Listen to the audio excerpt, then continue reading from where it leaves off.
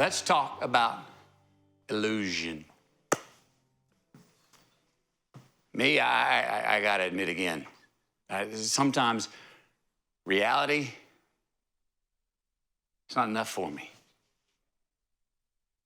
I feel like I need more than reality to get off to sometimes. I have unrealistic expectations of others and the world around me a lot of times. And when they don't live up to my expectations, I start chasing a false existence. All right?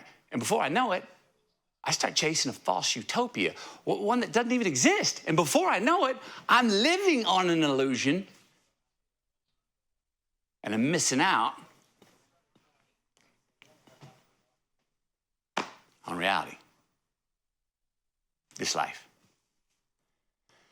Now look, I'm all for the notion that, hey, if you ain't impressed with your reality, then create a reality that you're impressed with. Yay. I'm all for having dreams and the spirit of shooting for the stars, but not at the exclusion of missing out on the reality of the day. So let's admit it. Let's admit where we maybe don't have appropriate expectations on a day-to-day basis of the world and of ourselves. Let's admit that maybe we're missing out on the truths, the beauties, and the tools of the day that are right in front of us. And let's admit that those very truths, beauties, and tools, those are what we are going to need to build that rocket ship to get us to those stars that we're shooting for. The ones we're trying to reach. That is not an illusion. That is reality. Admit it. Let's talk about complacency. Can we admit all the times we say, oh, well, that's just what it is, so I'm going to go with it? Can we admit where and when that we're not ambitious enough? Admit those times that we hesitated to actually find out because we feared failure. Times we didn't give ourselves enough credit for our ability. Times we put a self-made ceiling over our head when we didn't really have a right to do so. Can we admit when and where we blamed others for not getting the success that we wanted? Politicians, government, economy, banks, or boss.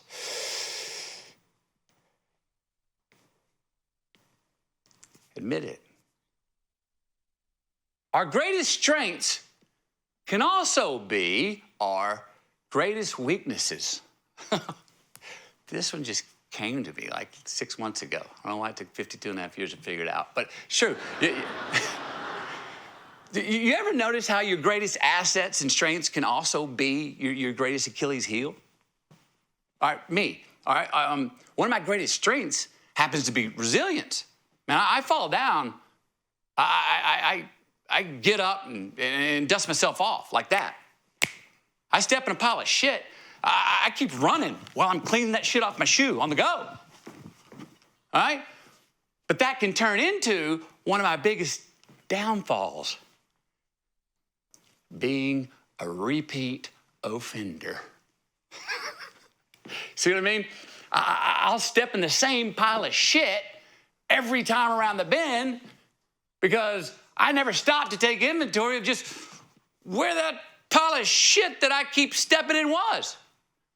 We got to ask ourselves, are we seeking and moving forward towards a more meaningful chapter in our lives? Or are we just running from our past? A past that maybe we regret, feel guilty about, or consider a failure. Now, I propose that most of these crises, most of these midlife crises and quarter-life crises are not because we did not do all we could have done or because we failed in our past. Rather, that most of these midlife crises are Because we don't realize truly how much we actually did. We don't respect and show ourselves enough gratitude for the successes of our past. Now look, we all need something to push off of and away from to get to where we're going. But we got to watch we don't wallow in our failures too much, you know? We got to watch that we don't dissect our failures for too long. Because we do that, we become victimized by them. We start giving them too much credit. We find ourselves not only stopped at the red light, we find ourselves stuck at the damn red light. So, I want you to admit a failure that you've made, that you're obsessing over. Can you say enough with the dissection of that failure and instead maybe forgive yourself? Let it go. Release the guilt. Turn the page. Move on. Change. And give grace her time of day. Now, admit a success that you've had or something that you do pretty darn well on a consistent basis. Something you're good at, you know, at work. A way you care for your child or sibling or your spouse. Maybe you have great timing for telling jokes. Maybe you're a great whistler. Whatever that something is,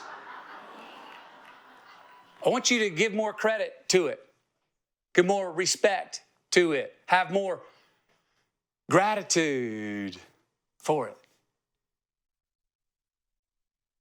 Now, will you commit to dissecting the successes instead of the failures in your life? Because I believe that the recipe for your particular secret sauce is under the hood of what you do well, not what you don't. So will you dig deeper into the why of your successes? Show yourself more gratitude for them? You do that, and you're going to start to have more success more often, I bet you.